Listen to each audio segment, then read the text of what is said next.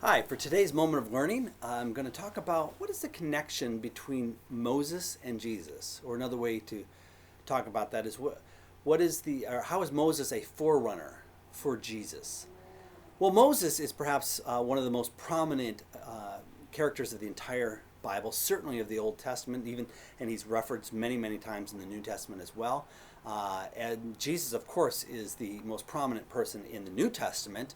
And if you properly understand the Bible, in the Old Testament, the whole Bible as well. But what are some of the other similarities that we see between Moses and Jesus? Well, I think a lot of similarities when you think about the fact that Moses was saved when he was a child from infanticide. When Pharaoh wanted to kill all the children, he was saved out of that. When Pharaoh was killing all the Hebrew children that were being born, at least the boys.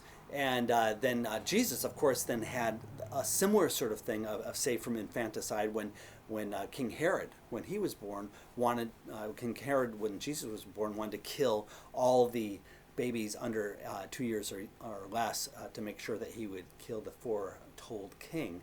Of course, he missed. Moses was a shepherd, and Jesus was the good shepherd. Moses parted the waters, and Jesus walked on the waters. And Moses spent 40 years in the wilderness, and Jesus spent 40 days in the wilderness. Moses went up a mountain to give a sermon, and Jesus gave a sermon on a mount.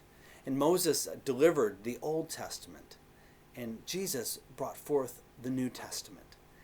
And finally, Moses was sent by God to set his children free from slavery and bondage. And Jesus was sent by God to set his children free from slavery and bondage to sin. So you can see all the similarities in their lives. And in a certain sense, Moses is a type of Jesus to come. But although there's lots of ties and connections that put these together, I think it's helpful to think about that, because anybody of Jesus' time, any of the Jews that would have been at that time, it was ingrained within them to understand who Moses was and all the things that Moses did. And so as Jesus starts doing a lot of these things, that plays into their understanding as well, much more than our modern mind or our modern society understands them in the same way. And so I think that's helpful for me and important to at least note. However, one thing that is worth noting is I think it's important to say that it's not really appropriate to call Moses an archetype or a prototype of Jesus.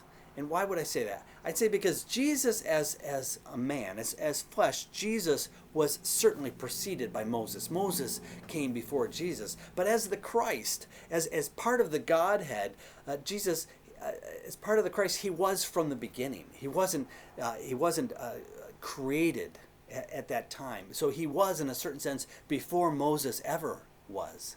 So if Moses was a type, Moses was more of a type in the sense he was a promise or a hope of what was to come in Jesus Christ. Jesus Christ came as the fulfillment of God's promises and brought in Jesus Christ in the new covenant that which was never really possible in the old covenant. So the similarities, I think, should really be seen as more of a hope of what would come someday perfectly in Jesus Christ.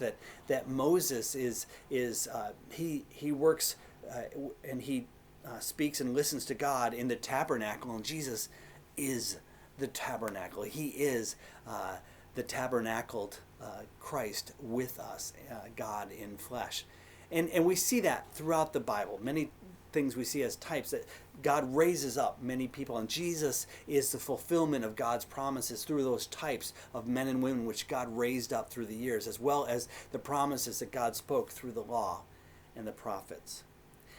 So to kind of close that, from the very beginning, God's plan was to redeem his people, to save them from their sin, and Jesus was the one through whom all his types and all his promises were fulfilled, and to whom all were pointing to as well.